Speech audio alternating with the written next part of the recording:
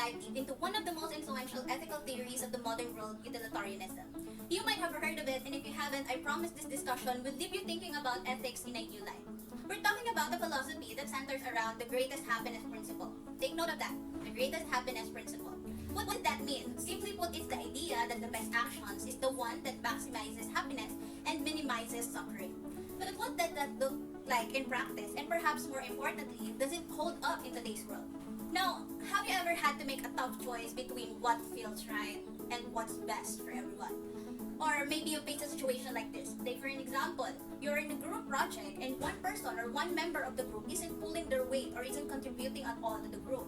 Do you call them out and risk the drama? Or perhaps you quietly do their part so the group gets an A. Now imagine making that decision not just for a group, but for an entire society. That's the kind of dilemma John Stuart Mill tried to solve with a powerful idea called utilitarianism. Utilitarianism is a moral compass based on maximizing happiness for the greatest number of people. John Stuart Mill is a philosopher who gave us the most refined version of this idea. John Stuart Mill was the philosopher who said, I quote, "The greatest happiness of the greatest number is the foundation of morals and legislation." Mill wasn't your typical philosopher. He wasn't just sitting in a dark room pondering meaningless questions. He wanted ethics to be useful, practical, and grounded in real life. And here's what he proposed. The right thing to do is whatever creates the most happiness and the least suffering for everyone involved. Furthering our discussion, Mill didn't stop there. He knew that happiness isn't just about quick pleasures. It's not just about ice cream and vacations, it's also about depth. The kind of joy we get from learning, growing, and even helping others. That's why Mill argued some pleasures are better than others. He said that, I quote, "It's better to be human dissatisfied than a pig satisfied." Why? Because the quality of our happiness matters just as much as the quantity. Now, it sounds simple enough, right? The more happiness, the better. That is the basic understanding and the basic explanation of utilitarianism. But Mill went deeper. He went on to describe, and he said not that all pleasures are created equal. Sure, we all love a good dessert or a fun night out, but Mill made an important distinction. We have a higher pleasure and a lower pleasure. The higher pleasures include intellectual pursuits, art, and moral fulfillment.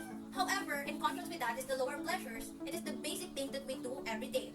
Like for example, eating or drinking. So his version of utilitarianism isn't just about quantity, it's also about quality of the happiness. In this sense, Mill's idea creates a hierarchy of happiness. Now, are you with me so far? Good. Now let us try to visualize a world where every one of us always acts to maximize our happiness. It seems like a good thing, right? But here's the tricky part. What happens when the greatest happiness for the majority conflicts with the rights of the minority? As a political science student, you might say that it's a bit critical and it's a bit concerning. Now, utilitarianism can sometimes justify actions that feel deeply immoral in that sense if that decision will benefit the majority. For example, if sacrificing one person for the greater good of a large group of people leads to more overall happiness, utilitarianism might say it's the right thing to do. I know, it raises a real ethical dilemma. Should the rights of the individuals be compromised for the greater good? And does this sound like a fair trade-off? But hold on.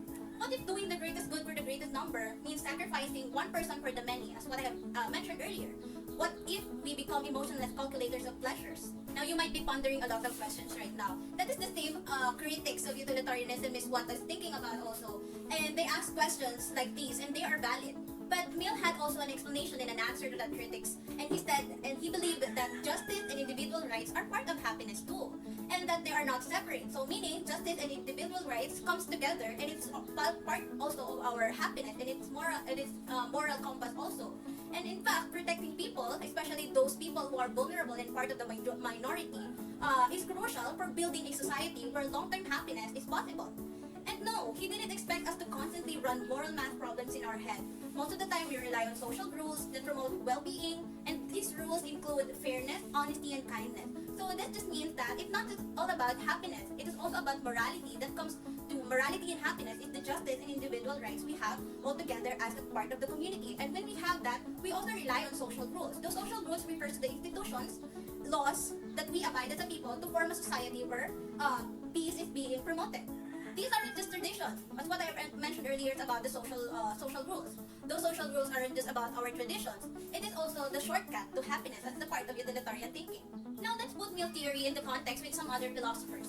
Our first example is gonna be Aristotle, not Plato. For example, he said that morality is about character, about living a life of virtue. For Aristotle, it's not the outcome that matters most, but the process of becoming a good person. It's not about the outcome, it's about the process. That is the idea of Aristotle. And again, in contrast with that, Mill's approach is all about consequences. Whether our decision will affect us consequently and not just about the benefit that matters. And the second example, we have Plato. For him, the ideal society which he describes in his book, The Republic, it doesn't focus on maximizing happiness, what we can recall from that discussion, but on achieving justice also. This justice is led by the philosopher kings. Now, we're not quite there yet, are we? Mill also doesn't agree with the two philosopher states who are Saint Augustine or Saint Aquinas. The two thinkers believe that our moral actions are aligned with God's will. For them, good actions are those that fulfill divine law. However, in Mill's description in his utilitarianism, the world is secular. It focuses on human happiness instead. So, in a contemporary setting, utilitarian thinking shows up everywhere, from healthcare to climate policy, from AI ethics, even to your Netflix recommendations. And every time someone asks, what will do the most good? They're echoing Mill. When you are asking yourself if this action will benefit me, you are channeling your inner John Stuart Mill.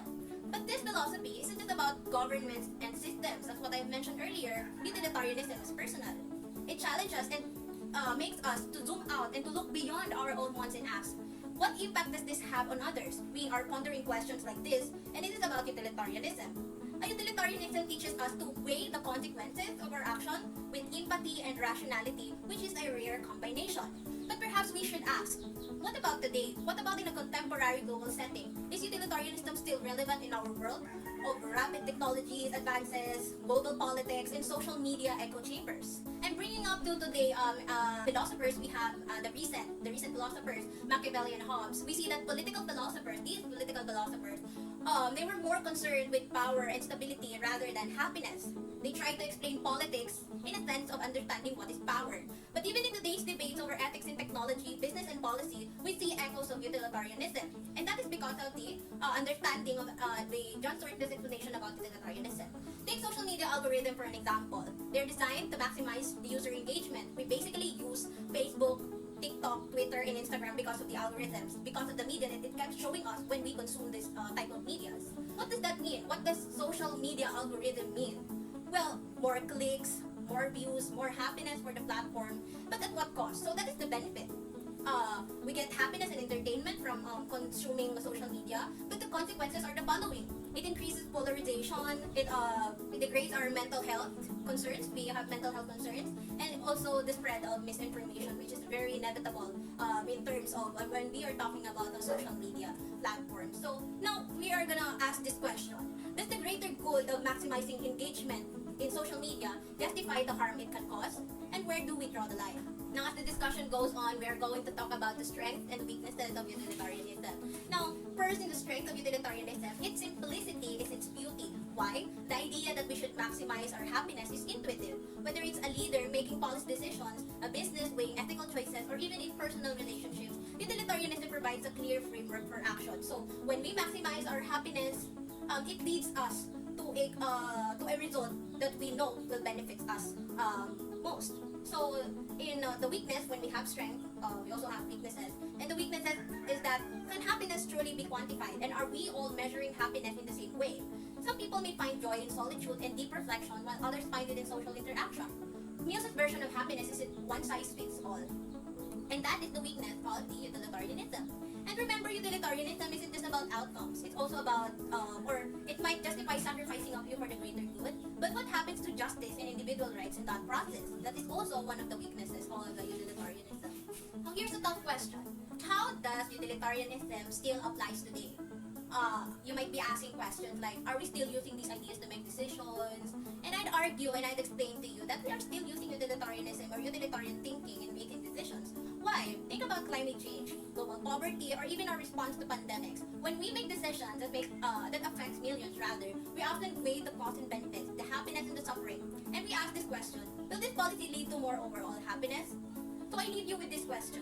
What is the true measure of happiness? Can it truly be measured? Should it be left to a few philosophers in explaining it? Or is it something we all decide together through the dialogue and compassion?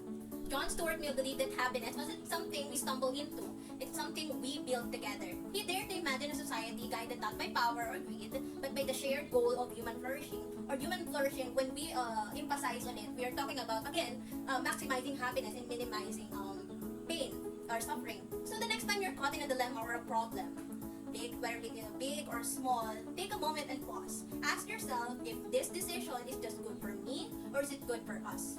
That simple shift from me to we might might just be the most powerful ethical move we can make. I hope you leave here thinking about how utilitarianism can guide our moral choices and maybe even challenge its assumptions. The world is complicated, but let's keep searching for answers